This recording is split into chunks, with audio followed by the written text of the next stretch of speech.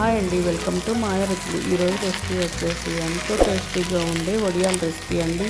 ఎండతో పని లేకుండా నీడలో కూర్చొని ఫ్యాన్ కింద ఆరబెట్టేసుకునే రెసిపీ చూపిస్తున్నాను. ఇంకెందుకు ఆలస్యం, ఈ రెసిపీ ఎలా చేసుకోవాలో ఈరోజు వీడియోలో చూద్దాం.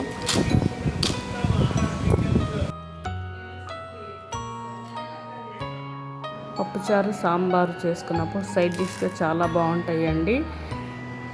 సైడ్ డిష్గానే కాదు, పిల్లలకి స్నాక్స్ టైంలో ఫ్రై చేసి పెడితే చక్కగా తింటారు. ఇంకెందుకు ఆలస్యం, వీడియోలోకి వెళ్ళిపోదాం. ముందుగా ఒక బౌల్ తీసుకొని 1/2 కప్పు సగ్గుబియ్యం నానబెట్టుకోవాలండి. 1 గంట నానబెట్టుకోవాలి. 1 కప్పు నీళ్ళు పోసుకొని నానబెట్టుకోవాలండి. నానిన తర్వాత చూపిస్తున్నాను. ఇలా నానితే సరిపోతుంది. ఇలా మిక్సీ జార్లో వేసుకొని గ్రైండ్ చేసుకోవాలండి.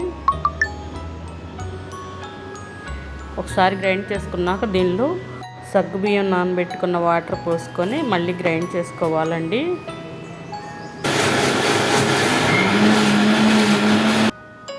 ఇలా గ్రైండ్ చేసుకుంటే సరిపోతుంది. కన్సిస్టెన్సీ ఒకసారి చూపిస్తున్నాను. మెత్తగా ఇలా గ్రైండ్ చేసుకోవాలండి. ఇలా గ్రైండ్ చేసుకొని పక్కన పెట్టేసుకోవాలి. మనం ఏ కప్పుతో సగ్గుబియ్యం తీసుకున్నామో అదే కప్పుతో 1 కప్పు రవ్వ వేసుకోవాలండి. బియ్యం రవ్వ అండి ఇది. బియ్యం రవ్వని సన్నగా పట్టించుకోవాలి. ఇలా బియ్యం రవ్వని 1 కప్పు వేసుకొని పక్కన పెట్టేసుకోవాలి. ఇప్పుడు వడియాలు ఉడికించుకోవడానికి మందపాటి గిన్నెని స్టవ్ మీద పెట్టుకొని దానిలోకి ఏ కప్పుతో మనం రవ్వ తీసుకున్నామో అదే కప్పుతో 8 కప్పుల వాటర్ పోసుకోవాలి.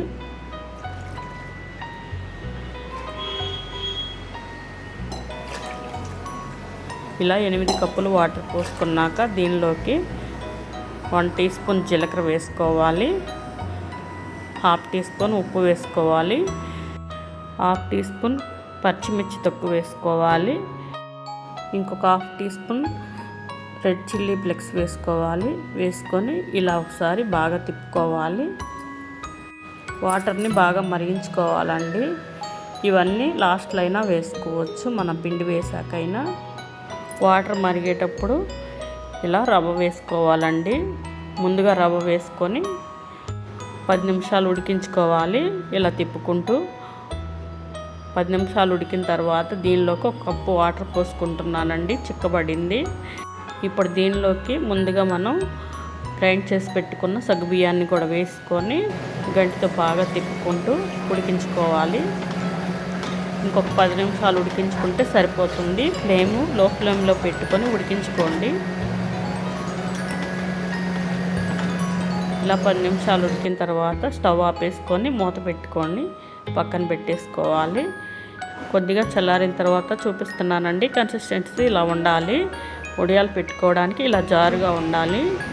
కాటన్ క్లాత్ తీసుకొని తడుపుకొని ఇలా వేసుకోవాలండి. వేసుకొని దాని మీద వడియాలు పెట్టుకోవాలి.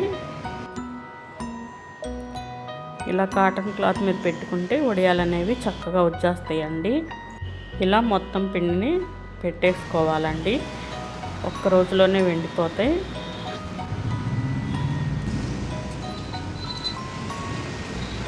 ఒక రోజు తర్వాత చూపిస్తున్నానండి. వడియాలు అనేవి ఇలా ఎండిపోయినాయి. క్లాత్ని వెనక వైపుకి తిప్పుకొని వాటర్ చల్లుకొని తీస్తే వడియాలు అనేవి విరిగిపోకుండా వస్తాయండి. ఇలా వాటర్ చల్లుకొని 2 నిమిషాలు ఆగి తీయండి, చక్కగా వస్తాయి వడియాలు. ఇలా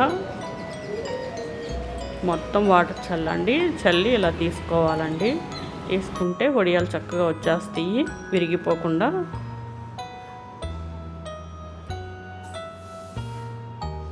ఇలా క్లాత్ను ఒకసారి అలా లాగితే వడియో అనేది పైకి వచ్చేస్తుంది. ఇలా ఒక్కోటి తీసేసుకోవచ్చు. చూడండి, విరిగిపోకుండా ఎంత చక్కగా వచ్చిందో. వడియాలు మొత్తాన్ని ఒక ప్లేట్లో వేసేసుకొని ఒక 2 గంటలు ఎండలో పెట్టండి. వడియాలన్నీ ఇలా చక్కగా వచ్చేసినాయి. 2 గంటలు ఎండలో పెట్టిన తర్వాత చూపిస్తున్నాను. చూడండి, సౌండ్ అనేది అలా వస్తుందో. మనం డబ్బాలో పెట్టుకొని సంవత్సరం అంతా నిల్వ చేసుకోవచ్చు. ఇప్పుడు ఫ్రై చేసి చూపిస్తాను. చూడండి వడియాలు అనేవి ఎంత చక్కగా వేగిపోయినాయో.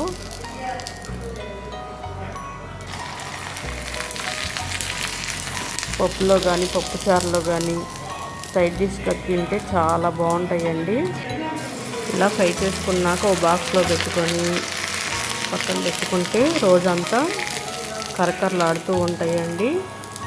పిల్లలకి ఈవినింగ్ స్నాక్స్ లాగా కూడా సర్వ్ చేసుకొని పెట్టచ్చండి. చూడండి వీడియోలో చూపిస్తున్నట్టు వడియాల రెసిపీ ఎంత బాగా కుదిరిందో. ఈ రవ్వ సగ్గుబియ్యం వడియాలు మీరు కూడా ఒకసారి ట్రై చేసి మీకు ఎలా వచ్చినాయో కామెంట్లో తెలియజేయండి. మా channel like and share and subscribe.